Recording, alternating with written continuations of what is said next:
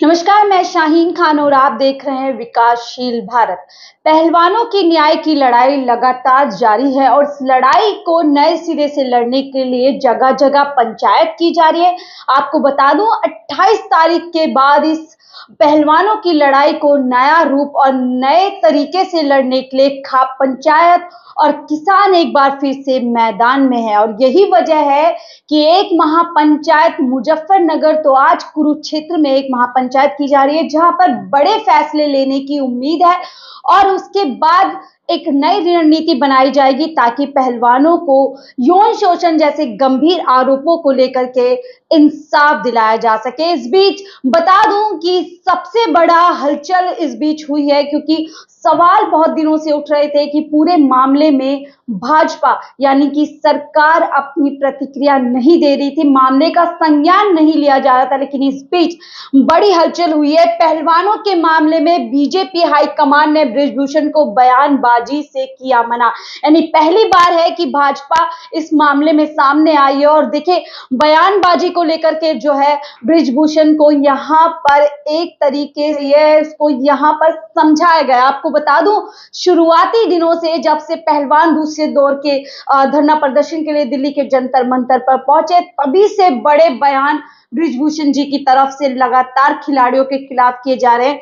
ऐसे में बताया जा रहा है कि इस बीच 5 जून को जो बड़ी एक सभा बृजभूषण की होने वाली थी वो भी रद्द कर दी गई है और इसके पीछे भी यही वजह बताई जा रही है कि हाई कमान के आदेश है कि जो बैठक 5 जून को होनी थी जिसमें बताया जा रहा था कि 11 लाख लोग बृजभूषण की तरफ के यानी उनके समर्थन में इकट्ठा होंगे, यानी शक्ति प्रदर्शन की पूरी तैयारी 5 जून को की गई थी। बहरहाल अभी के लिए उस बैठक को जो है रद्द कर दिया गया। अगर इस बीच में जिस तरीके से बीजेपी हाईकमान ने बयानबाजी से रोका है, आपको बताते हैं कि अब तक कौन से बड़े बड़े बयान बृजभूषण की तरफ से किए गए हैं, पहलवानों के खिलाफ किए गए, आपको दिखाते हैं, जुड़िए हमारे साथ में। तो देखिए जैसे ही पहलवानों का दूसरे दौर का धरना प्रदर्शन शुरू हुआ था सबसे बड़ी बयानबाजी की थी, इंसाफ जंतर मंतर से नहीं मिलता, इंसाफ लेना है तो पुलिस में जाना पड़ेगा।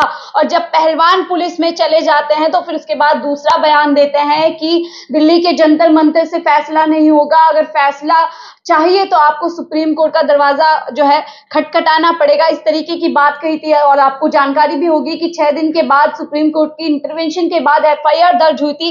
तो ऐसे बयान लगातार जो है बृजभूषण देते रहे और एक और बयान उन्होंने दिया था कि जैसे ही पहलवान धरना प्रदर्शन पर बैठे लोगों का समर्थन मिलने लगा, राजनीतिक पार्टियां, सामाजिक संस्था आने लगी, उसके बाद उन्होंने बयान दिया कि जो पहलवानों का प्रदर्शन है वो शाहीन बाग में जो लोग थे वही अब इस धरना प्रदर्शन में आ रहे हैं, इस तरह से हमलावर रहे थे। और देखिए नार्को टेस्ट की हमेशा शुरू से बात करते रहे कि नार्को टेस्ट करवा लीजिए, 5-6 घंटे की पूछताछ कर लीजिए, मैं बेगुनाह हूं, यानी अपनी साफ सुथरी छवि को हमेशा से संभालते रहे। और एक बड़ा बयान अभी हाल फिलहाल में ही दिया था एक इंटरव्यू के दौरान, निजी चैनल को इंटरव्यू में उन्होंने मंत्रा तक बता दिया था विनेश फोगाट को, जो पहलवान यौन शोषण जैसे गंभीर आरोप को लेकर के जंतर मंतर पर बैठे उसको मंत्रा बोल दिया था। और ये सबसे विवादित बयान इन्होंने दिया था कि प्रधानमंत्री मोदी कहें तो तुरंत इस्तीफा दे दूंगा। इसके बाद सवाल उठे थे कि क्या सरकार कहीं ना कहीं इनको बचाने की कोशिश कर रही है, तभी इस तरीके के बयान दिए जा रहे हैं। और देखिए ये खिलाड़ियों का धरना नहीं है, अगर ये खिलाड़ियों का धरना होता तो एफआईआर के बाद अब तक खत्म हो गया होता, यानी कि पीछे कोई और लोग इसके हैं, ऐसे इन्होंने जो है बात कही थी। एक भी आरोपों पर मेरे पे साबित होंगे तो फांसी पर लटक जाऊंगा, लगातार ये ऐसी बातें कर रहे हैं कि फांसी पे लटक जाऊंगा। और सबसे शर्मनाक आपको पता होगा अभी जब 28 तारीख की कार्रवाई दिल्ली पुलिस की हुई इसके बाद पहलवान जो है अपना गंगा में अपने मेडल्स बहाने के लिए पहुंचे थे और उस पर देखिए जो सहानुभूति इनको रखनी चाहिए थी एक फेडरेशन के अध्यक्ष होने के बावजूद, उन्होंने वहां पर भी कहा कि जो खिलाड़ी हैं वो इमोशनल ड्रामा कर रहे हैं, महज ड्रामा है, ऐसे बड़े बयान इन्होंने दिए थे।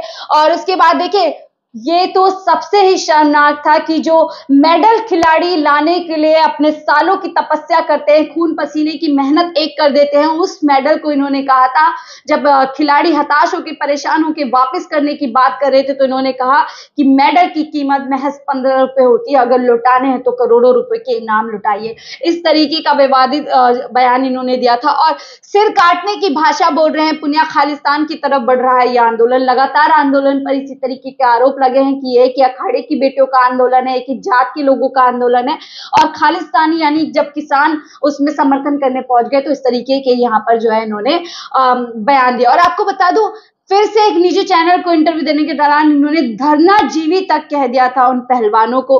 तो इस तरीके के बयान लगातार है और एक इंटरव्यू में जब उनसे पूछा जाता है कि आप बड़े हैं, आप अपना बड़प्पन दिखाते हुए जंतर मंतर पर पहुंच जाइए, पहलवानों से मिलिए और उनकी सुनिए, तो उस पर कहते हैं बड़ी बात कह देते हैं कि बजरंग का जो करियर है खत्म हो चुका है, अब वो खिलाड़ी नहीं रहे। और नार्को टेस्ट की बात हमेशा से रही है और बड़े बयान है कि एक और बड़ा बयान इनका आया था कि जो खिलाड़ी हैं वो लगातार अपने बयान बदल रहे हैं कि कभी 100 लोगों का शोषण किया है मैंने, कभी 1000 लोगों का शोषण किया है, मैं शिलाजीत की रोटी नहीं खाता हूं। ये एक विवादित बयान इनका रहा था और इस बीच थोड़ा थोड़ा कवर भी करते रहे हैं कि पहलवानों से मैं दरख्वास्त करता हूं, रिक्वेस्ट करता हूं कि वो इस धरना प्रदर्शन को खत्म कर दें और खेल के मैदान में एक बार फिर से वापस हो जाए।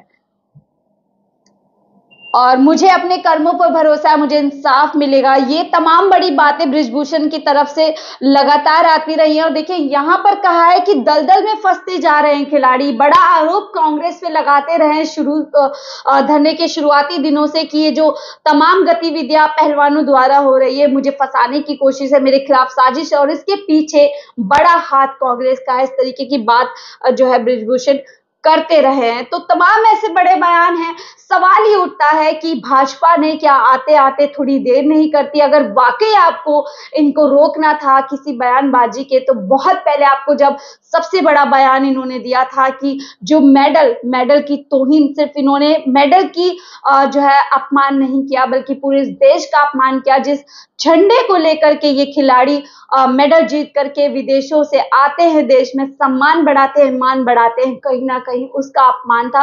तमाम इस तरीके के बयानबाजी लगातार बृजभूषण की तरफ से आते गए। ऐसे में सवाल ही उठता है कि अब 5 तारीख की बैठक इनकी रद्द कर दी गई है। थोड़े से तीखे तेवर भाजपा के इस समय जो हम देख रहे हैं बृजभूषण के विरोध में, लेकिन सबसे बड़ा सवाल, क्या कोई बड़ी कार्यवाही होगी? इस सवाल का जवाब समय रहते मिलेगा। फिलहाल मुझे दीजिए इजाजत। मैं शाहीन खान और आप देख रहे थे विकासशील भारत। चैनल को लाइक, शेयर और सब्सक्राइब जरूर करें।